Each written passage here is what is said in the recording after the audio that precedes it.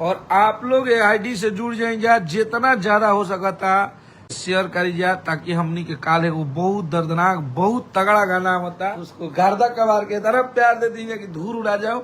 आ नया नया लड़का हमनी के छोट छोट भाई मजबूत होकर सन, ताकि बढ़िया बढ़िया जोश जुनून में गाना हमनी से बनवावा सा, मार्केट से बनवा के लावा सा, और हमनी के ऊपर मेहनत करी जाए। तो तैयार हो जाए।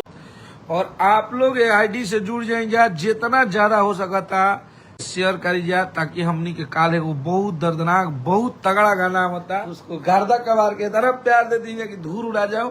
आ नया नया लड़का हमनी के छोट छोट भाई मजबूत होकर सन, ताकि बढ़िया बढ़िया जोश जुनून में गाना हमनी से बनवावा सा, मार्केट से बनवा के लावा सा, और हमनी के ऊपर मेहनत करी जाए। तो तैयार हो जाए। और आप लोग ये आईडी से जुड़ जाएंगे, जितना ज्यादा हो सकता शेयर करी जाए, ताकि हमनी के काले को बहुत दर्दनाक बहुत तगड़ा गाना होता उसको गर्दा कबार के तरफ प्यार दे दीजिए कि धूल उड़ा जाओ।